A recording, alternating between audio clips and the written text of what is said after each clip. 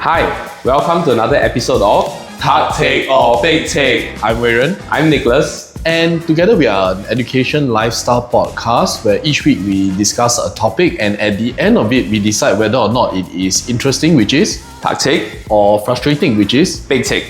right. So we are into our school holiday season already. A good maybe few weeks or 1 month into the school holiday season already. I believe so. Most of them have their holidays at the early November, right? Yeah, mid to late November. Mid to late November. I think this is for primary school, but I think secondary school, it started a little bit earlier. Like usually right after the EOY, then after that maybe 1 or 2 weeks, then they'll release the results. Yep. Then after that they can go already. So Nicholas. So during the school holidays, I mean, for Singaporean students we have a good like 1 month for June, and for December, I think we have 1+ months, 1.5 months. It seems like 5 weeks, 5 6 weeks. weeks. Yep. Yeah. So just wondering, like, how did you used to spend your school holidays? Okay, so I think back when maybe my earliest recollection of how school holidays was actually spent will be once again in my primary school years. Yeah. All right. So we do have the occasional overseas trip. Because I do actually have a relative that they reside in Australia, so we'll head over there. Just to enjoy the winter with them. But for most of the other years, myself, I am usually just stuck at home. Me being a very kiasu person, I will use the first week to clear all my assignments. My first week to clear all of my assignments. And I feel like I wear But as year like a... end, did your school still give holiday assignments? Yes, and okay, here's something that's really puzzling. All right, if you're going from P3 to P4 and your holiday assignment was based off like P3 topics, I don't see what is the utility in helping you for P4. Okay. And if let's say this work was given by teacher A in your P3 for mathematics, then are you going to when end they up change teacher? Yeah. Then Who is going to regulate and police? But in hammered into very young minds of Asians that there's an assignment you must do. Just do it. Okay. Yeah. Well, how about yourself? How do you spend your holidays? Okay, so I remember I love the school holidays, especially the long ones like June and December.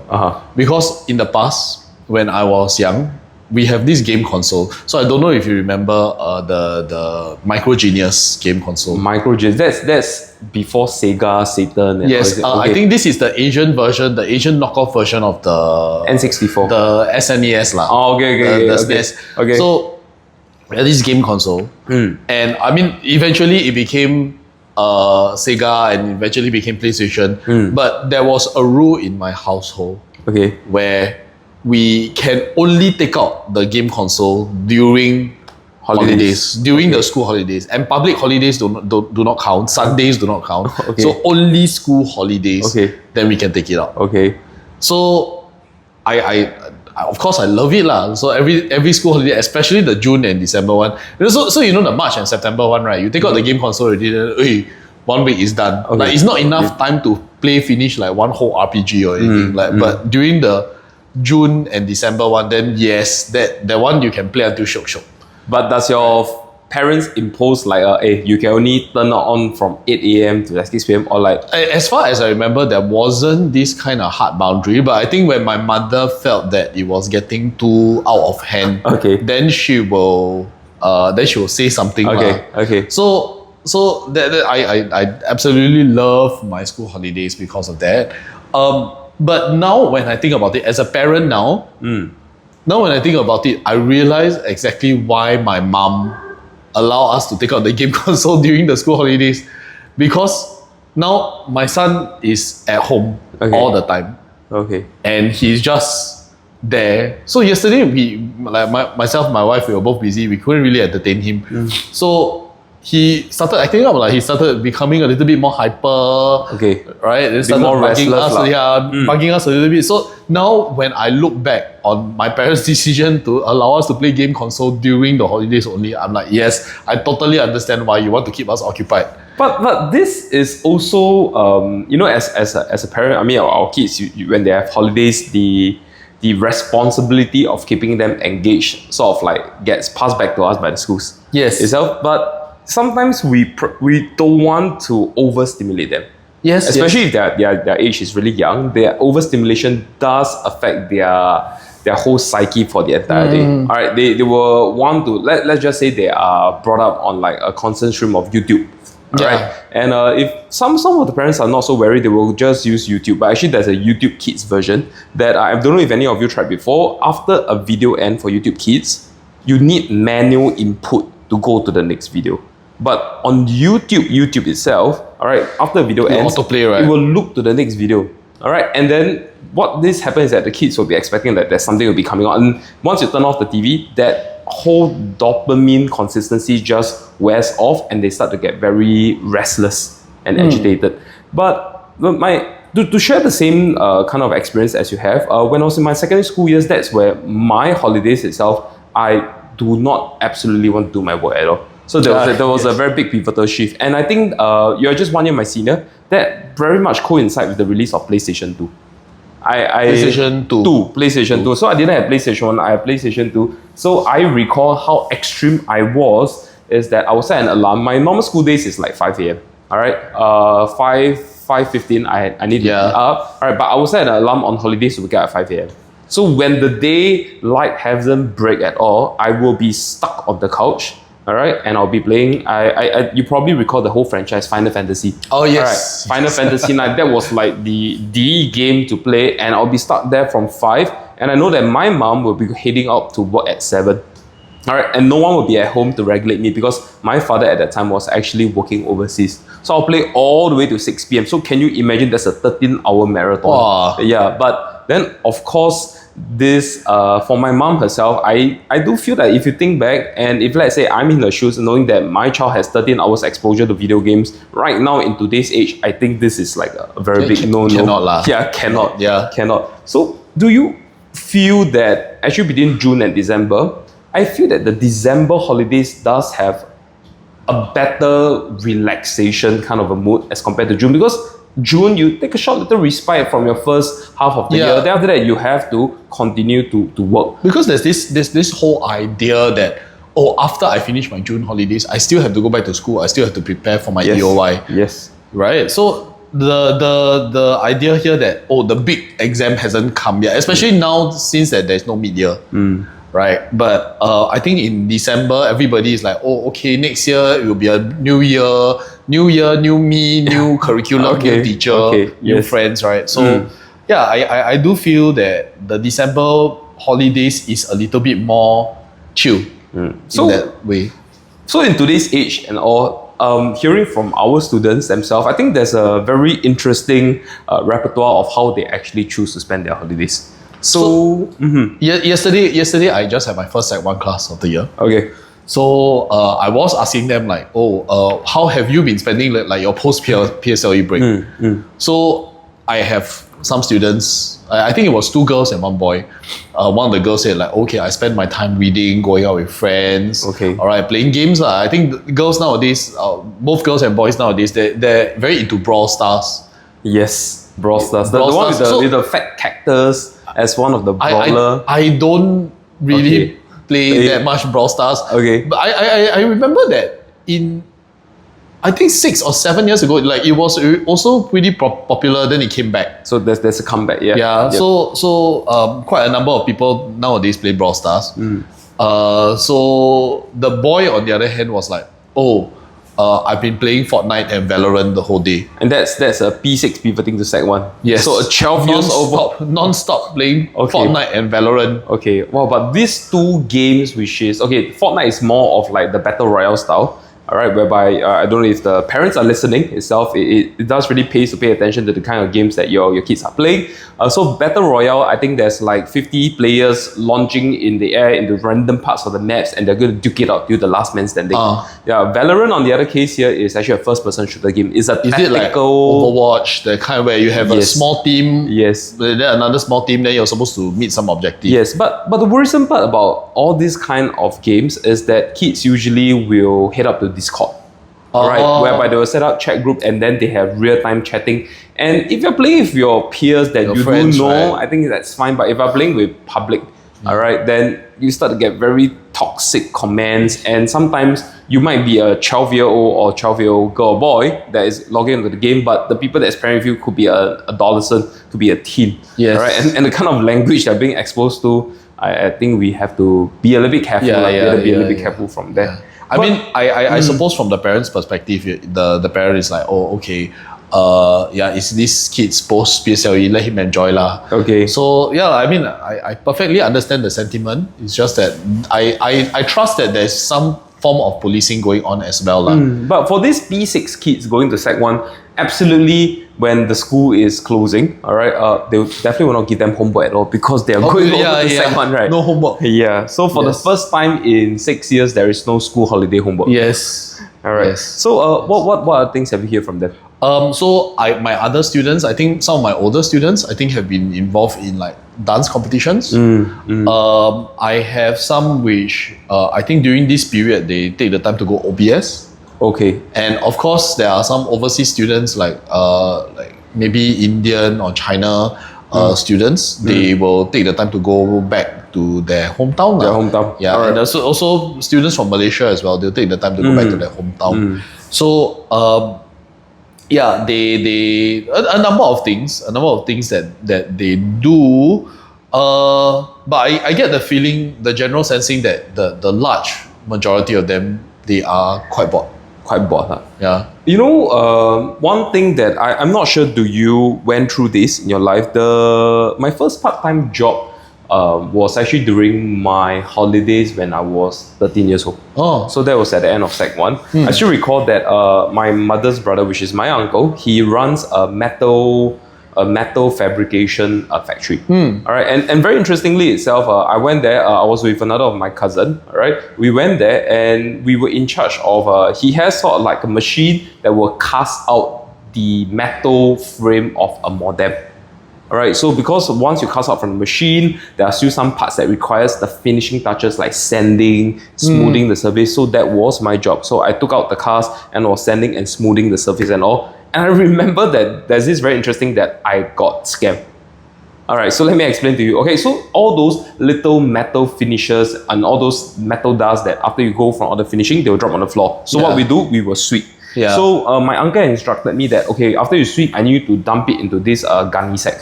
All right, so that's full of like metal files and metal sawdust. So time to time, there will be this particular man that will come to the factory and ask to buy your recycled metal dust.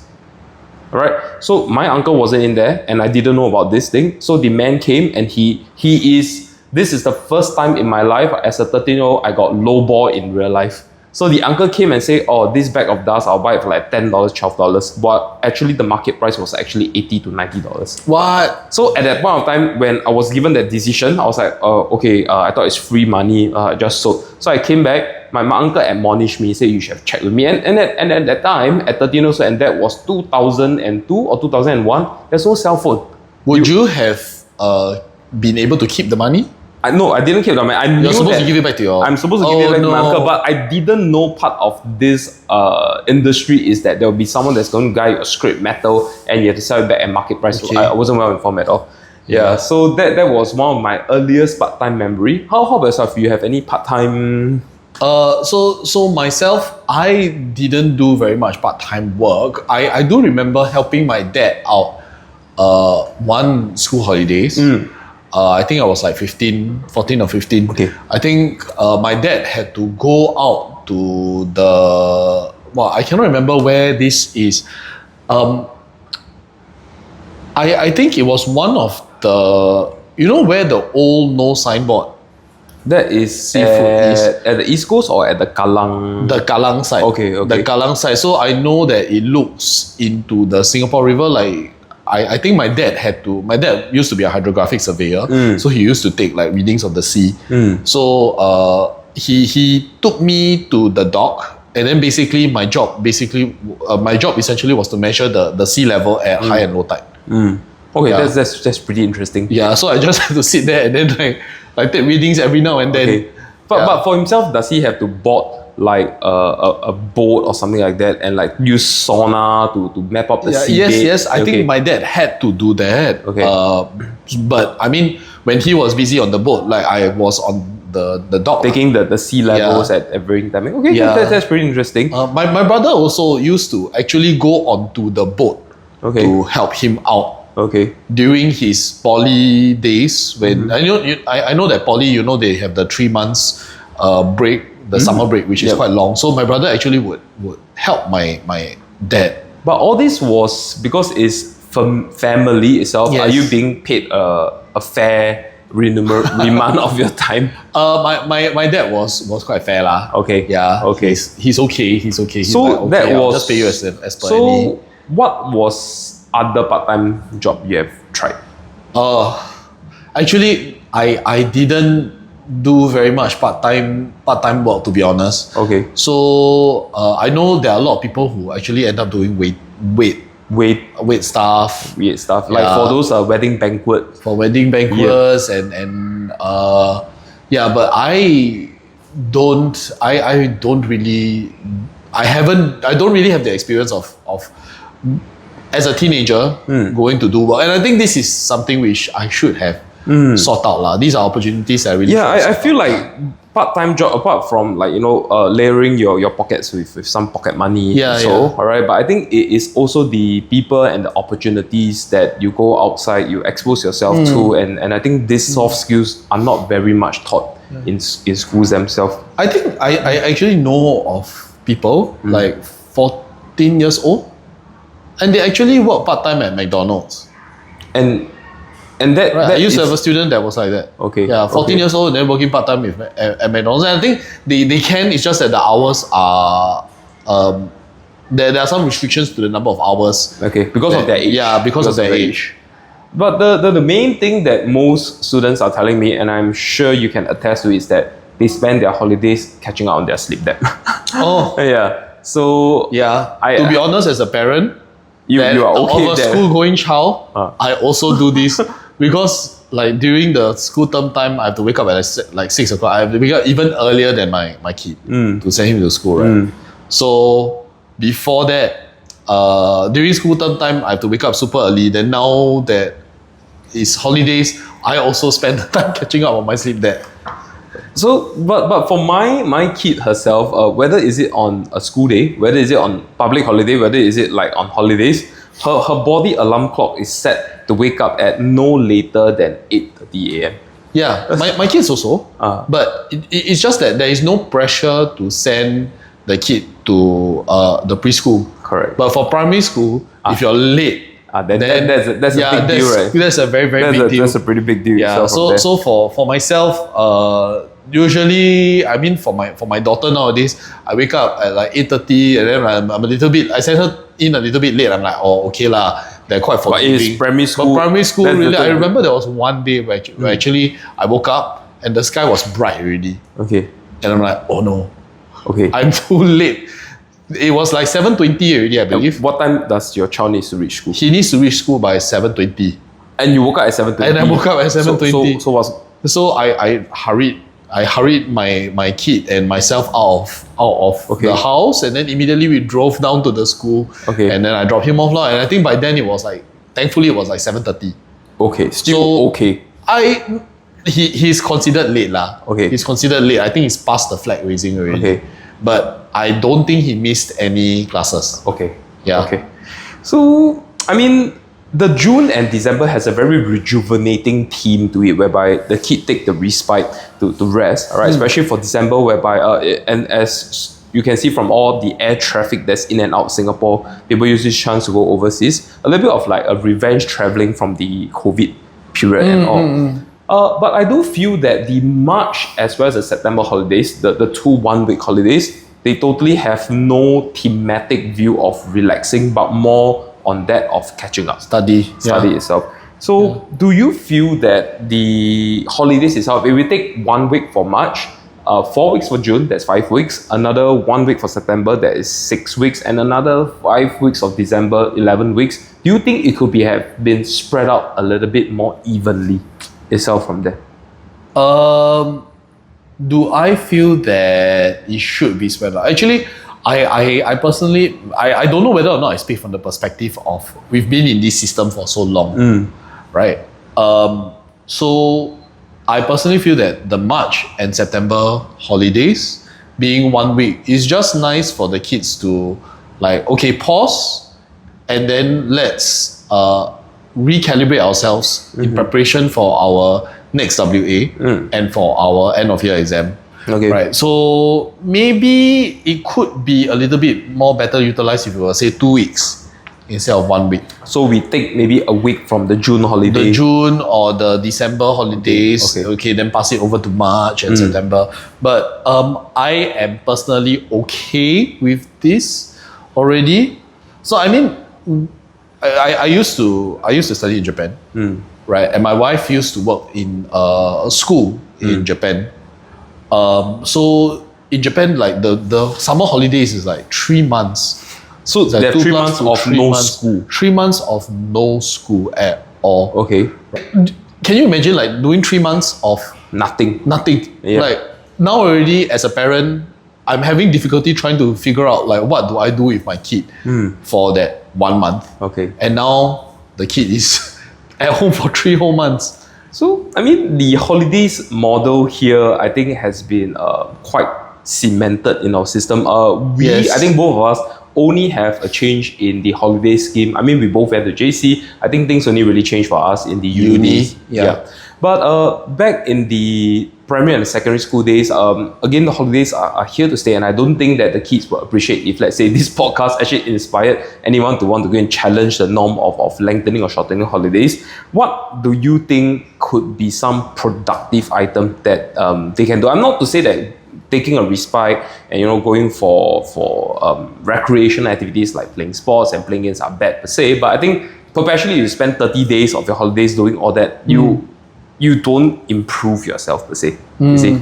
So, I mean, for our center itself, we actually start the syllabus, all right, for the students in November. Yeah, so October itself, they are done with their school, but in November, for kids that's with us, they actually get promoted in November session. So this is not a very kind of attractive things for the students, but I think for the parents themselves, I do think that if your kids have just a 1 to 2 month head start, but in a more chill manner, all right, we're not going to hot house them like nobody business itself from there. So take it easy. We try to put in some of the not so instrumental chapter of the next year syllabus into November, December. I feel that when they start school, there is still a little bit of this background academic noise that is still every week, hey, remember this, remember that, remember this. More of like a low key, making sure that they don't just relax and just let everything go, right? Yeah, so I don't know if you felt this way. Like after I finished my army, I went back to university. I don't know how to press calculator already. Yes. So that is after 2 years lah. Yes. But I know that my kids, like after O levels, then they go on to JC. They also the same thing. They don't know how to press calculator. After 1 or 2 months of break, just holiday. I don't know if this is something, a bodily experience that only I have felt it before, but usually after December school holidays, whether is it primary school or secondary school, when I start school, when I'm writing the date and my name, the whole sensation of writing is very weird. Yeah, because it's something that it's like, you are riding a bicycle after a long period of time. Yeah, so if let's say all these kind of motor skills, after 1 month, it really starts to feel like an out of a body experience. Now, can you imagine the kind of translation to your mental kind of a psyche as well? So I think keeping a low key momentum going. Yes. All right. Yes. All right. Low key momentum going. I think that is important. Yeah. And for cases like I think Sec 2 to Sec 3 or P6 to Sec 1. Or Sec 4 to J1, these are the very key jumps, all right, as they go from all these stages. I think that they don't really need to practice the previous year information, all right. But if you're going from P5 to P6, Sec 1 to Sec 2, Sec 3 to Sec 4, J1 to J2, all those topics that has been taught in that year itself have a very foundational kind of a role in the next year. So you can't, maybe for the math kind of way, if Sec 1 your arithmetic is bad, your algebra, your simultaneous is bad, and you don't hone those skills, when you go over to Sec 2, will you get handicapped by that? Yeah, of course. Of course. Yep.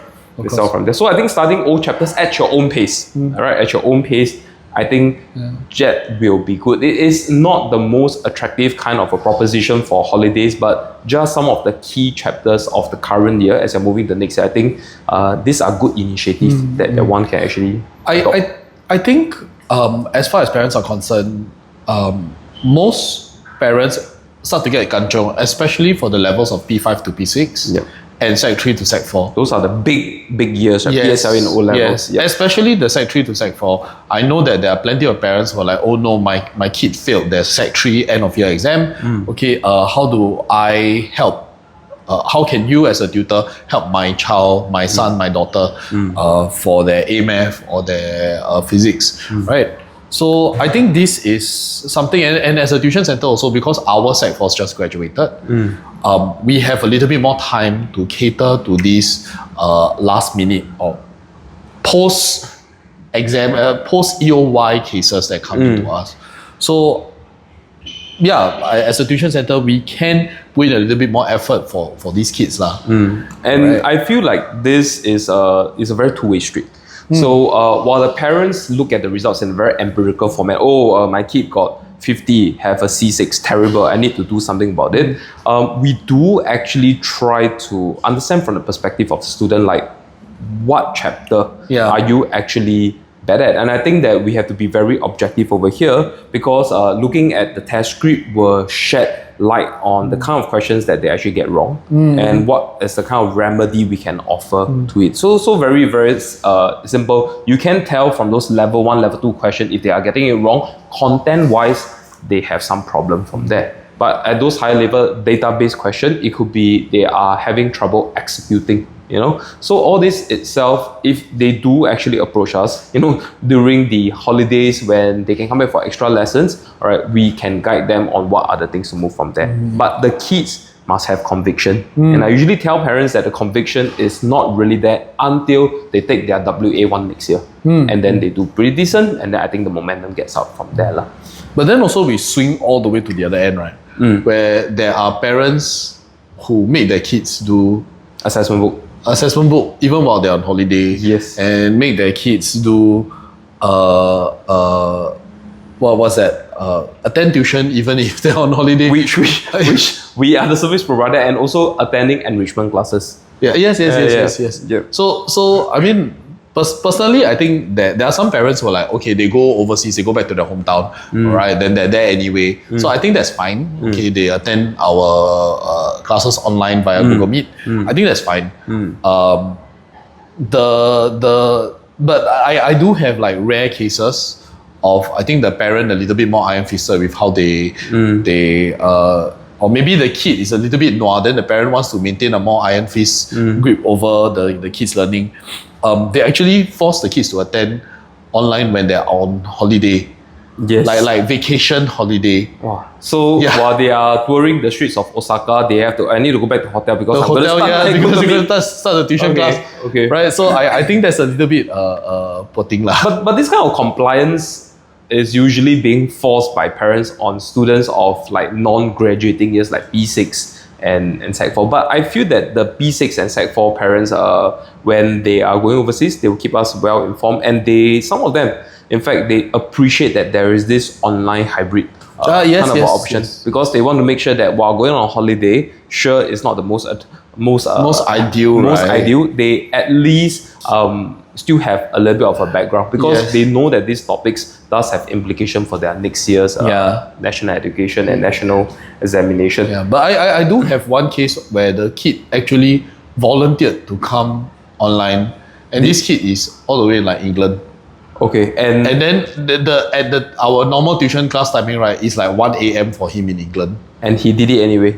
Yeah, and he did it anyway. Okay. Yeah, so very, very studious kid. So the time zone sometimes can be also a bit of a handicap for these people. Yes. Yeah. For mine, the most impressionable one was that the parents came out to me and asked me for November, December, we are traveling to XYZ country. Can I pre-collect all the books?